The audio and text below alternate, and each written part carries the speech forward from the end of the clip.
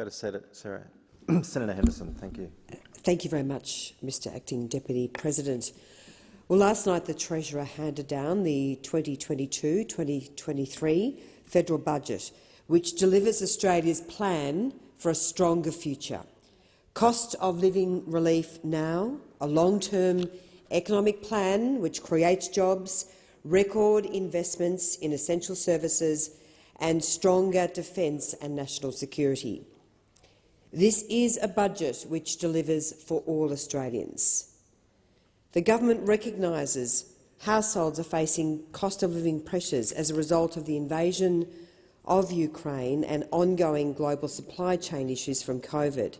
And so, as part of the budget, we've announced some very significant cost of living measures, which will be delivered as a temporary and practical support for households right across this nation. For the next 6 months, Australians will save 22 cents a litre every time they fill up their car. A family with 2 cars who fills up once a week could save around $30 a week, or around $700 over the next 6 months. This cut in fuel excise, which takes effect from midnight last night, will flow through to the Bowser over the next 2 weeks. This temporary reduction in fuel excise will not come at a cost to road funding, very importantly, which we will see more than $12 billion spent in the coming year on roads. There's a new one-off $420 cost of living tax offset, which will benefit more than 10 million low and middle income earners. So taxpayers already receiving the low and middle income tax offset will now receive up to $1,500, and couples up to $3,000 from 1 July this year. There is a one-off new $250 cost of living payment, which will be delivered within weeks to 6 million Australians, pensioners, carers, veterans, job seekers, eligible self-funded retirees and concession car holders will all benefit. Together with existing indexation arrangements, this will see a single pensioner receive more than $500 in additional support over the next 6 months, just when they need it the most. Very proudly, Mr Acting Deputy President, the Morrison government is helping more Australians own a home and more Australians combat and deal with housing affordability. Of course, we have Home Builder, the First Home Super Saver scheme and the Home Guarantee scheme. But now, in the budget, there is a doubling of the Home Guarantee scheme, which will provide 50,000 places a year. This will help single parents to buy a home with a deposit as low as 2% and will help more home buyers to buy a home with a deposit as low as 5%. I know this is going to be very much welcome in the region that I represent as patron senator in the electorates of Bendigo, Ballarat, Corangamite, Corio and Gorton, all very fast-growing areas where so many are moving to these regions but are looking for that additional support. There's a new $2.8 billion investment to increase take-up and completion rates. As part of our skills investment, we'll be providing a $5,000 payment to new apprentices and up to $15,000 in wage subsidies for employers who take them on. There will be $3.7 billion to support an additional 800,000 training places.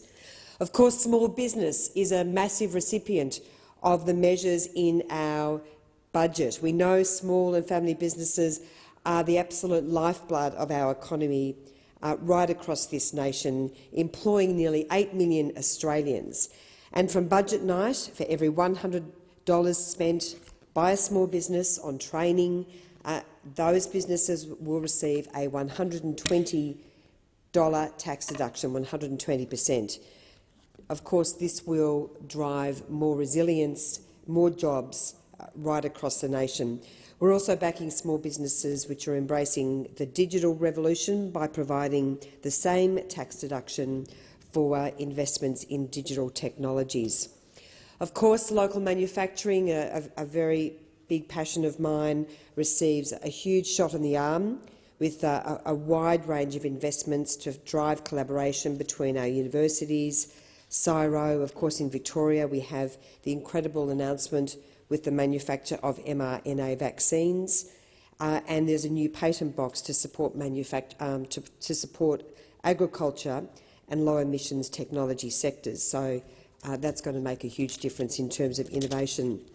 The regions, and I am proudly a regional senator for Victoria, have received unprecedented regional investment, a new $7.4 billion investment in more dams and water projects to improve vital water security. There's a new $2 billion regional accelerator program. Of course, there are the transformational investments in other parts of the country, the Hunter, the Pilbara, the Northern Territory and North and Central Queensland, and a wonderful $1.3 billion telecommunications package. And I know our incredible Liberal candidate for Corangamite, Stephanie Asher, has been advocating uphill and down dale for more funding for mobile coverage in places like Armstrong Creek and the Bellarine Peninsula.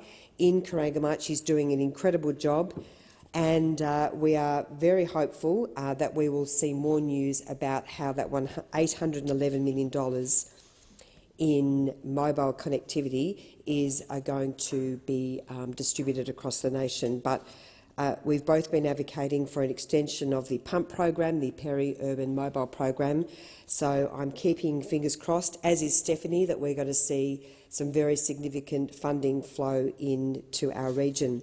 Of course, massive infrastructure projects are underway in all the areas of regional Victoria that I represent as patron senator. The Warn Ponds to South Geelong rail duplication receives another $274 million in this year's budget. The Bowen Heads Road Upgrade, Stage 1, receives $105 million. There's $37 million flowing into the budget for Geelong Fast Rail, so we are seeing Stage 1 construction begin next year. That's the section between Werribee and Laverton,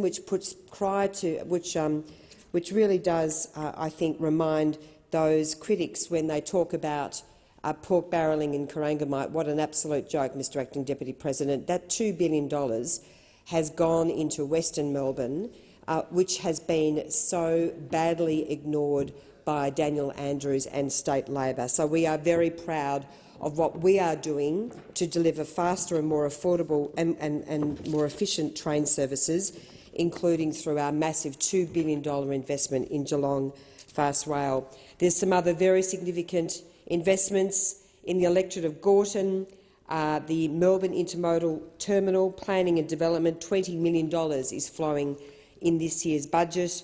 In Ballarat, we've got $31 million flowing. The Western Highway project, Ballarat to Stawell duplication, a very, very significant investment as well. And of course, there's also very significant money flowing into the Bendigo electorate, including through the Bendigo-Echuca rail line and the Sunraysia Highway upgrade as well.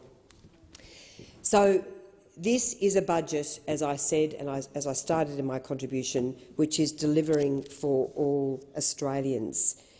In health, Medicare is guaranteed. With bulk billing rates at a record high, we've now approved more than 2,800 new or amended listings on the PBS, and following on from the very significant $2.3 billion investment in mental health, we're seeing more funding flow for community-based treatment centres, headspace services and digital mental health support.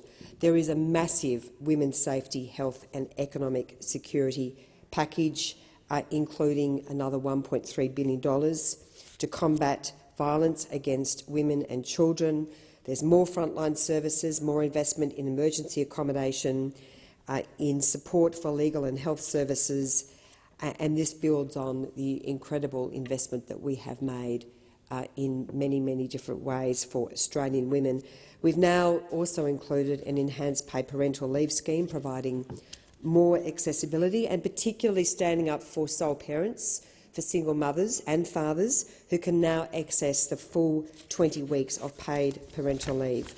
Of course, our commitment to the NDIS and disability continues. NDIS funding grows every year. We're again making an even further massive contribution to older Australians with more home care packages, additional training places, personal care workers. There's record funding for education, for environment and, of course, for national security and defence. So incredibly important, including the 10-year investment in our cyber capabilities. Only the Morrison government can be trusted to deliver a stronger economy and a safer Australia. Thank you. Thank you, Senator Henderson. Senator Cox.